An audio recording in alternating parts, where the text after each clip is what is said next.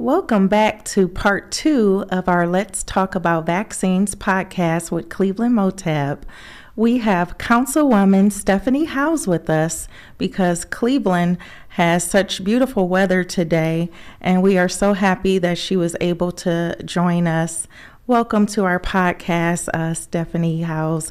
We are so happy that you were able to join us from Ward 7 and taking your time out of your busy schedule to be here with us today. Oh, hey. Hey. Hi, Tiff, Miss Amy. Thank you. Thank you so much for welcoming me. Hey. You're welcome.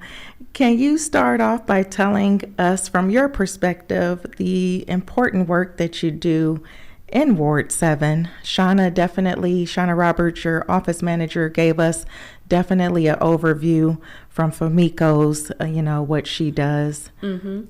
Yeah, so, I really look at, my service to Ward 7, really focusing on being a connector and a facilitator, right? And that's basically of all things. If you call the office, we trying to figure it out. I mean, literally, I can just talk about today, starting off the day, talking about, a nonprofit that's really trying to do business development, then transitioning to having a conversation regarding safety concerns at a business.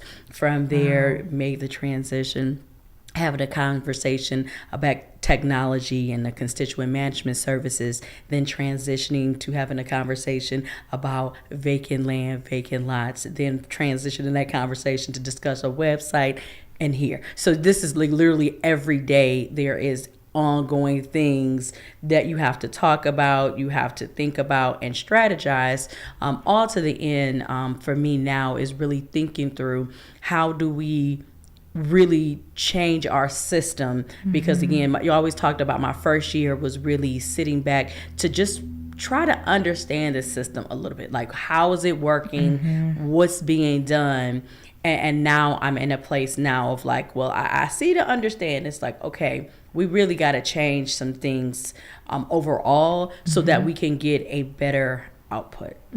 So that was just today, but overall, the things that come into our office, I talked about safety, housing is a big one, youth services, aging services, food, when you talk about the basic necessities of life, and all the way into like development and entrepreneurship and business development. Wow. So. And Shauna also, we were talking about the neighborhood and what Ward 7 covers. How do you staff? Because I hope you're not doing, I'm trying to picture if you got coverage. How do you? We don't. So this is the thing where like the system that I've come into is basically you have a council person, there is an executive assistant, that is the person that I hire, the one person I hire, and now we do have a part-time person that works in our Cleveland City Council office downtown. Okay. Outside of that, everything else is partnerships, right? Wow. So we have, within Ward 7, we have 4 community development corporations. And community development corporations have been really historically tasked with the community development that happens in neighborhoods.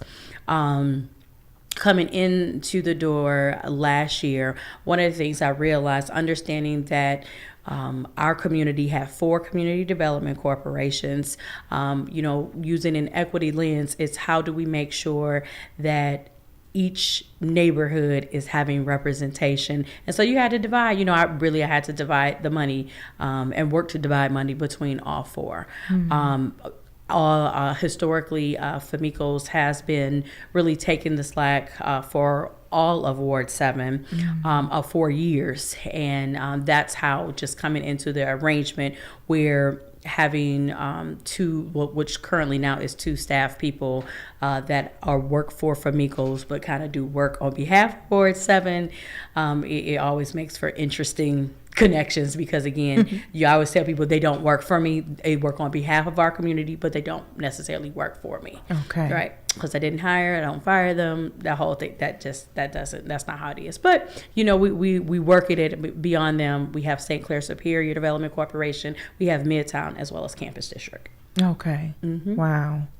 Yeah, that's a lot. And your executive assistant is so beautiful to work with. She is. Raja. She is. Miss Raja Whitley. She's doing wonderful, great things. Yes.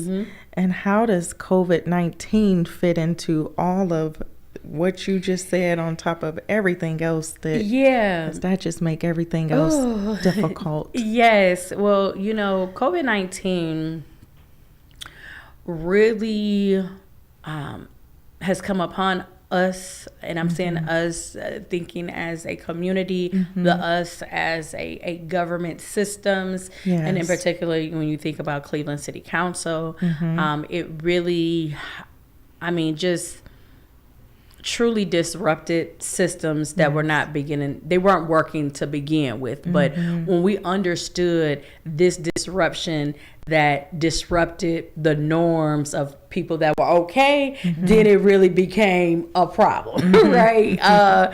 You know, and so you looked at everything from, you know, the ability literally just that what was taking a breath mean. I mean, I think just something as basic as, you know, that's so God-given of taking a breath every day. Like people have been really challenged with taking a breath, having health, you know, having access to food, having access, you know, just in our society where everything is readily and accessible to us, understanding the realities of supply chains, of who are the creators, who is making something, who is distributing things. Like these things are really, I think, have brought an awareness to us in our community, you know, and where people have now really been thinking about like, yeah, maybe I should be growing some of my own food or making my own clothes or, you know, just utilizing the resources that we have. Because if your life dependency is dependent on somebody else, what happens when it shuts down? Yes, absolutely. What, you know, and I think that's a disruption. I mean, we know about education and business, and it's just a lot of things that have really, it should have changed us. And in a lot of ways, it has changed people, but a lot of our systems, we haven't changed them. We like everybody said, we want to go back to the way it used to. Why? When all these people have been suffering. You know, and so that's one of the things now of like, when, like I said, you know, having my year of like understanding of now I'm really trying to put forth ideas and solutions that we can at least start changing our system, because we need to change it all around. Yeah, I agree. Have you been out? I just remember seeing your face and I was like, wow. Have you been in your role when did you? So I you know, I was fortunately I was elected to serve as councilwoman for Ward 7 in November of 2021, and I began serving officially in January of 2022. Prior to that, I was a state representative for what was then Ohio's 11th House District for about 7 years prior to joining Cleveland City Council, where I'm now serving my second year. Okay. Right in the heart of, in the midst of it all. Yes, in the midst of it all. Yes, well, you've done, you know, what you have and navigating through it, and, you know, the team that, you know, even if it's a team of one and taking one in the possible, I'll say, you know, and that's the thing. A lot of times people don't realize, you know, many times in this system that we have, you know, many of us are serving with very small capacities. Yes. You know what I'm saying? Yes. And so that's the thing of, you know, the reevaluation. If we say we truly want to serve people, and I mean serving people, not serving just a problem. Right. How do we create the conditions where people don't have this level of suffering in our neighborhoods? That requires a broader thought patterns and people to make decisions that will absolutely cause disruption and uncomfortability so that we can get to different results. You know, and it's not easy. You know, it's scary to do different things. Yes. Because, you know, certain people, you know, in groups, they just feel like they're entitled to stuff forever, even if it's not working. Yes, absolutely. Well, I know how COVID has affected you professionally, obviously. Has COVID-19 affected you personally or in your family? Yeah, you know, I would say personally, you know, I'm a caregiver for my mom who lives with dementia. You know, she is living with dementia. She said she lives in an assisted living community. And, you know, personally, you know, when you are accustomed to, you know, seeing your loved one 2 to 3 times a week, or, you know, or more depending on the circumstance, you know, to have that shut down in excess of a year. But I would say one of the things fortunate for me, because I'm my mother's caregiver, I took her to her appointments, and I probably saw my mom like once a month ish. I mean, that's a huge, you know, emotional strain on you. Understanding long-term care, that's a system for another day. Yes. But again, those challenges, and I think even beyond that, personally, you know, being an elected official, you know, during this time, you know, when you hear the stories of what people are going through, you know what I'm saying? If you have people who lost a loved one, you know, for whatever things that people were talking about, you know, there were real people around us who lost someone, who died alone. Yes. By themselves. That weigh on you. Yes, it You know does. what I'm saying? When you see the disruption in family and lives, when parents had to make real decisions about child care, like, I don't have nobody to take care of my kids, and it's just by happenstance I met this person, and I pray every day because this is what I can afford, that don't nothing happen to my baby. You like this stuff, it just weighs on your heart, and then you understand, like, we got to change the system. We have to. Yes. We don't have the luxury not to, because again, day in and day out, when you're hearing about all the things of how basic services are just not meeting the mark. We just not meeting it. You know, when you see, you know, just, you know, the things, you know, how one of the things the Ward 7, the food program, when you see people that are in line when it's 30 degrees outside, the program doors don't open at 10, but people start at 7 in the morning and standing outside in the cold, you know, to get what they can to eat. Like we gotta understand that something is not right. People are not just doing that because they want to. Yes. You doing it because you got to. You don't have nothing else. You know, so like I said, for me, I see those things, I absorb those things, and I'm trying to think, you know, just coming in the door, I'm like, we're not about to just have nobody just standing outside. I don't care, even let them see us. People should see how the sauce is made. If they got to be in front of you while you putting up stations, get a chair for people to sit in. Don't have them sitting outside for hours. You know what I'm saying? Like, no, you know, and again, it's hard for people to, again, embrace change, the new, like, well, we got to have it all. No, they don't. Get people out of the code, you know.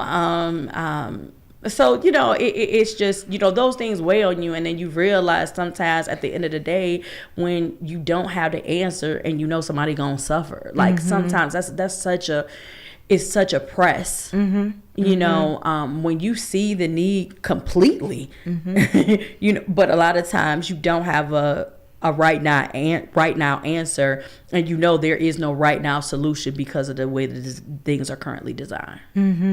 Absolutely. As you were saying that, both of our eyes were watering up, like, because it just takes a toll. Yes. And in both of our roles, and I'm sure in yours especially, the burnout of self-care for yourself and caring for your mother.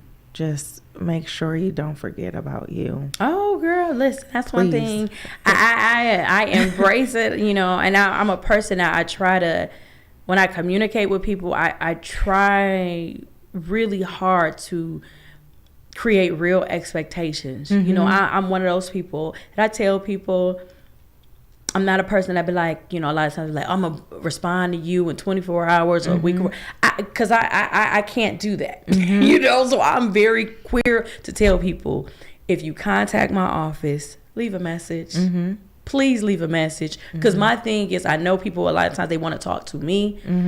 My thing is, sometimes you can't get both. You want to talk to me, or do you want me to solve the challenge that you have? Because overwhelmingly, the things that you want to get accomplished, I don't have nothing to do with it. Like, for real. And so I really, and I know that's hard because people want to talk to them, but I'm like, when we have like 50 things to do, and your thing might take 30 minutes to do, an hour to do, I just don't have the capacity with 1.5 people to give you the care and that you truly deserve when it's pressing. You see what I'm saying? I have to get you, because while you have this one thing, it's another probably 17 other people that I got to get to. And I am very intentional of working to try to also take care of myself. You know what I'm saying? When you are a caregiver for someone who's living with dementia, my mother, her status is changing like right now. So I'm trying to make it's a lot. And that takes a lot of time. It's a lot of time that goes into that, where I'm an only child. There ain't nobody else. My mama don't got nobody else. It's me. You see what I'm saying? Yeah. So again, it's just all these things that are happening at the same time. And taking the time that you need to whatever it is that I feel like filling my cup. I'm a person, I love to, spend time just with my family, with my friends, and I prioritize that, right? So there are times where I say no, like I can't be there, and that is important to me, and I need to do that, and prayerfully people understand, and even if they don't understand, it'll be okay, and Lord willing, we'll have another time to connect. But life still goes on, and I feel like I have awesome people that can fill in when I'm not there. So tense with Roger. Yes. I mean, you are definitely the prime example of that is working with Raj. I met her before meeting you, and so I was so used to seeing you on the news or the picture of you, the stand. So when I finally saw you in person, I was like, where do I know you from? And so you asked me my name. I was like, oh, that's you. And so you're absolutely right. She handles everything for you, right? And that's what I've been trying to tell people, like, talk to Roger. It's like talking to you, and they don't believe it, and it's just like, listen, please listen to her. Talk to her. It's a lot of people, like, you tell them, like, just talk to Roger. What do you tell me what you want from me. Well, I just want to talk to you. It might be a month before you talk to me. Please tell her what you want. Yes. Please. Like, and oh girl, and it's hard to get people to share like that way, but I'm saying, like, it's much easier. I can talk to her at 10 o'clock at night. I can't talk to you at 10 o'clock. Right. I'm not going to talk to you at 10 o'clock at night. You know what I'm saying? For the most part, and that's what I said. A lot of times I might be up 10, 11, 12, 1 o'clock. I can't talk to you at that point. So, like, we got to work together so we can get what we want. I'm grateful you have each other. I'm grateful you have her. I know, but yeah. Is there any upcoming events that you like to share? I would absolutely like to share. So, on Saturday, February 4th, we have, two events, one location. The first one will be a utility fair. It is being led by myself and one of my colleagues, Councilman Hairston, really being led by the Northeast Ohio Regional Sewer District. All of our utilities, water, step forward, people people that will need your heat connected. So we have the utility fair going on. That's at East Professional Center at East 79th and Superior from 9 a.m. to 12 p.m. And then right after that, we have our expungement and job fair. This is being led by the Midwest Canna Women. And so that will be from 12 to 3 at East Professional Center. So we really just want to share that information with community members. This is open to everyone, so it doesn't matter. Luckily we know that we have over 100 people already registered for the utility fair. So we really, it does help. If you can be registered in advance, please do it. If you need help, just feel free to reach out to our office at 216-664-2908, and we will help with that and facilitate that process. But yeah, this is our first event to kick off 2023. Okay. And so we're really excited. Thank you. I did just come across that, I want to say a couple of days ago, so I'll make sure I reshare it, and it's on our podcast. So it's out there. And as you said, you got 100 registered. So somebody heard about it. Yeah. That's amazing. And Shauna mentioned it on our part 1 of the video as well. So thank you so much for being here. And this was a great part 2 of having your own part of this. And thank you for everything you do. And don't forget about you. Hugging you. Yes. Well, thank you. Please know that our office is always willing, just to be a partner, whether it's in Ward 7 or out. We always say, my term is Cleveland City Council, so I'm here for all of Cleveland, right? Cleveland. Wherever I can do, to be a partner, to help make a connection, please know that our office is here to be in partnership with you all. Thank you. All right. Thank you. Thank you. This concludes part 2 of our podcast. Stay tuned for our spring podcast on clevelandmotep.org or our Facebook page. Have a great day.